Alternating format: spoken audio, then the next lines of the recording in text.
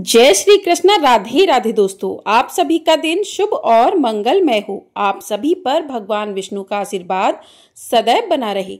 आज की वीडियो में आप जानेंगे आषाढ़ मास के कृष्ण पक्ष में पड़ने वाली एकादशी कब है, एकादशी तिथि कब से प्रारंभ होकर कब समाप्त होगी। बहुत ही ज्यादा असमंजस्य की स्थिति बनी हुई है कि एकादशी का व्रत किस दिन किया जाएगा, कब है एकादशी, पारण का शुभ मुहूर्त क्या रहेगा, पूजा विधि क्या रहेगी। तो संपूर्ण जानकारी आपको इस वीडियो में प्राप्त होने वाली है, तो आप लोग वीडियो को पूरा जरूर देखिएगा बिना स्किप किए हुए, और पसंद आए तो वीडियो को लाइक भी अवश्य कर दीजिएगा। आषाढ़ मास के कृष्ण पक्ष की एकादशी को योगिनी एकादशी कहते हैं, जो समस्त पापों का नाश करने वाली, करोड़ों व्रतों का फल देने वाली और वैकुंठ लोक का मार्ग प्रशस्त करने वाली एक अनुपम तिथि मानी जाती है। इस पावन दिन का महत्व तो इतना महान है कि स्वयं श्री हरि विष्णु ने धर्मराज युधिष्ठिर को इसकी महिमा का विस्तार पूर्वक वर्णन किया था। योगिनी एकादशी को किया गया व्रत रोगों का नाश करता है, दरिद्रता को दूर करता है और विशेष रूप से उन भक्तों को लाभ देता है जो भौतिक सुखों से ऊपर उठकर मोक्ष की ओर अग्रसर होना चाहते हैं। इस व्रत का फल 1,00,000 सूर्य यज्ञों के समान कहा गया है। योगिनी एकादशी व्रत का पुण्य 88,000 ब्राह्मणों को भोजन कराने के बराबर पुण्य होता है। पुराणों में वर्णित कथा के अनुसार एक ऐसा सेवक जिसने भगवत सेवा करते हुए भी गलती कर दी, वह कैसे अपने पापों से मुक्त होकर भगवान की कृपा प्राप्त करता है, यह योगिनी एकादशी की कथा का मूल संदेश है। प्रिय भक्तों, हिंदू धर्म में एकादशी तिथि का बड़ा ही विशेष महत्व होता है और एकादशी की पवित्र तिथि भगवान श्री हरि विष्णु और माता लक्ष्मी जी को समर्पित होती है। आपको बता दें कि साल भर में 24 एकादशी का व्रत किया जाता है, जिसमें हर माह में 2 एकादशी आती हैं, पहली कृष्ण पक्ष में और दूसरी शुक्ल पक्ष में। तो जो भी भक्त इन एकादशी का व्रत करते हैं, भगवान विष्णु उन पर अपना आशीर्वाद बनाए रखते हैं और उन भक्तों की सभी मनोकामनाओं को पूरा करते हैं। तो दोस्तों, प्रत्येक महीने में आने वाली एकादशी को अलग अलग नामों से जाना जाता है और सभी एकादशी तिथियों का अपना विशेष महत्व होता है। ऐसे ही आषाढ़ मास के कृष्ण पक्ष की एकादशी को योगिनी एकादशी कहा जाता है और इस दिन भगवान विष्णु की पूजा की जाती है। इसे तीनों लोक में सबसे प्रसिद्ध एकादशी माना गया है। वहीं इस दिन भगवान विष्णु और माता लक्ष्मी जी की विशेष पूजा अर्चना भी की जाती है। ऐसा कहा जाता है कि इस व्रत को करने से जीवन में सुख समृद्धि आती है और पापों से मुक्ति भी मिलती है और जीवन के सारे कष्ट दूर हो जाते हैं और भगवान विष्णु का आशीर्वाद भी प्राप्त होता है। अब बात करते हैं कि एकादशी का व्रत जो भी भक्त रहते हैं उनको बाल किस दिन धोने चाहिए। तो आपको बता दें कि शनिवार के दिन एकादशी का व्रत है और रविवार के दिन दोनों ही दिन एकादशी का व्रत पड़ रहा है। तो ऐसे में शुक्रवार को 20 जून को ही आप अपने बाल धुल लें। कहते हैं कि एकादशी के व्रत का पालन 10वीं तिथि से ही शुरू कर देना चाहिए और द्वादशी तिथि तक एकादशी के व्रत का पालन किया जाता है। तो ऐसे में आपको एकादशी के दिन तो बाल नहीं धोने चाहिए, उसके बाद शनिवार के दिन भी बाल नहीं धोए जाते हैं और उसके बाद रविवार को जो लोग व्रत करते हैं एकादशी का, तो उन्हें उस दिन बाल नहीं धोने चाहिए। तो आप जो है 10वीं तिथि के दिन अपने बाल धुल सकते हैं। अब बात कर लेते हैं कि एकादशी तिथि कब से लग रही है और कब समाप्त हो रही है, क्योंकि बहुत ही ज़्यादा कन्फ्यूजन बना हुआ है कि एकादशी का व्रत किस दिन किया जाएगा, किस दिन पारण किया जाएगा। तो सारे कन्फ्यूजन आप लोगों के दूर होने वाले हैं। तो आइए जानते हैं। एकादशी तिथि प्रारंभ हो रही है 21 जून शनिवार सुबह 7:18 से और एकादशी तिथि समाप्त हो रही है 22 जून रविवार सुबह 4:27 पर।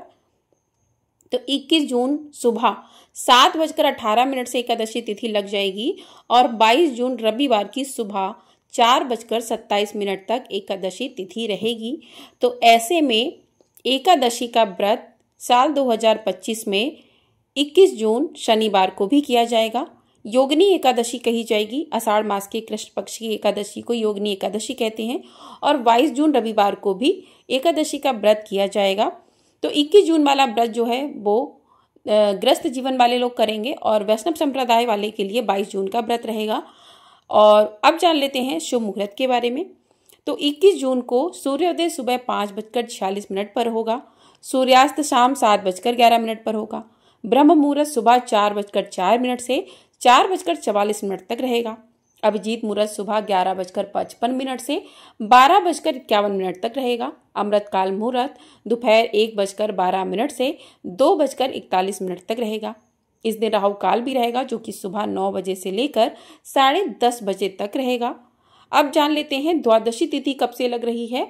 तो द्वादशी तिथि 22 जून रविवार सुबह 4:28 से लगेगी और द्वादशी तिथि का समापन होगा 23 जून सोमवार प्रातः 1:21 पर, यानी कि 22 जून की मध्य रात्रि 1:21 पर द्वादशी तिथि समाप्त हो जाएगी। उसके बाद त्रयोदशी तिथि आरंभ हो जाएगी।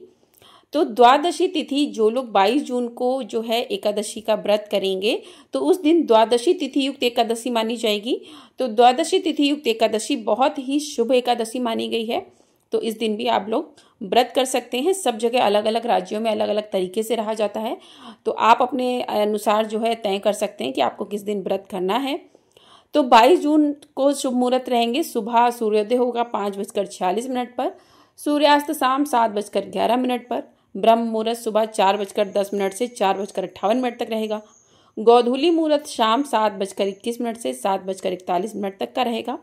राहु काल दोपहर 4:30 से शाम 6 बजे तक का रहेगा। तो ये थे शुभ मुहूर्त। अब बात करते हैं पारण का। तो पारण जब तक हरिवासर का समय रहता है तब तक व्रत का पारण नहीं करना चाहिए।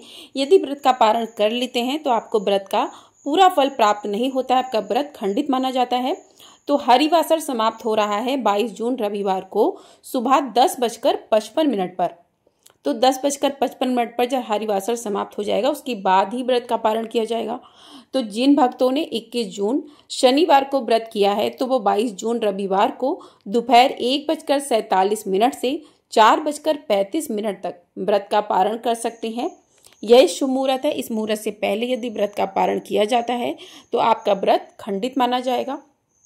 और जिन भक्तों ने 22 जून रविवार को व्रत किया है तो वो 23 जून सोमवार को अपने व्रत का पारण करेंगे। तो व्रत के पारण का शुभ मुहूर्त रहेगा 5:24 से सुबह 8:12 तक का। तो जो भी 22 जून को व्रत करते हैं उन्हें 23 को सुबह 5:24 से 8:12 तक अपने व्रत का पारण करना होगा।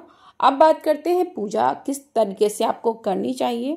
तो प्रिय भक्तों, योगिनी एकादशी का पूजा करने के लिए आपको एकादशी के दिन सुबह जल्दी उठकर स्नान आदि कर लेना है, स्वच्छ वस्त्र धारण करने हैं। उसके बाद आपको एक साफ चौकी लेनी है, उस पर आपको पीला वस्त्र बिछाकर भगवान विष्णु और मां लक्ष्मी की प्रतिमा को स्थापित करना है। भगवान गणेश की प्रतिमा को स्थापित करना है। तो प्रतिमा स्थापित करने से पहले भगवान को फूलों का आसन दें, उस पर भगवान को विराजमान करें और आप व्रत का संकल्प लें। तो हाथ में थोड़े से पुष्प और जल लेकर व्रत का संकल्प लें। जिस तरीके से आपको व्रत करना है, आप फलाहार करके व्रत करते हैं या फिर आप जल पीकर व्रत करते हैं या फिर फल खाकर, तो जिस तरीके से आपको व्रत करना है उसका संकल्प लें और जो भी व्रत आपका है उसका पूरी तरीके से संकल्प लें। संकल्प लिए बिना कोई भी व्रत अधूरा माना जाता है। उसके बाद आपको भगवान गणेश का सर्वप्रथम पूजन करना चाहिए। तो पहले जल से अभिषेक करें, भगवान विष्णु का, भगवान गणेश का, माँ लक्ष्मी का। उसके बाद आपको तिलक करना है और इस पूजा में अक्षत का प्रयोग नहीं किया जाता क्योंकि एकादशी की पूजा में अक्षत वर्जित माना गया है। तो आप तिल का जो है प्रयोग कर सकते हैं। और उसके बाद भगवान को आप पुष्प अर्पित कीजिए और भगवान विष्णु को आप जनेऊ अर्पित कर सकते हैं, भगवान गणेश को जनेऊ अर्पित करें। उसके बाद आपको भगवान को जो है जो भी मौसमी फल चल रहे हों उनका भोग लगा सकते हैं। आप दूध से बनी चीज़ों का भोग लगा सकते हैं, दूध से बनी मिठाइयों का भोग लगा सकते हैं। और जो भी आप भोग लगाएं भगवान विष्णु को उसमें तुलसी दल अवश्य डालें। बिना तुलसी दल के भगवान विष्णु भोग ग्रहण नहीं करते हैं। और भगवान गणेश के भोग में आपको तुलसी का प्रयोग नहीं करना चाहिए, तो इस बात का आपको विशेष रूप से ध्यान रखना है। उसके बाद आपको हाथ में थोड़े से तिल और पुष्प लेकर भगवान की कथा को सुने, योगिनी एकादशी व्रत की कथा को सुने। कथा आपको हमारे चैनल पर मिल जाएगी, तो आप लोग वहां से जाकर सुन सकते हैं।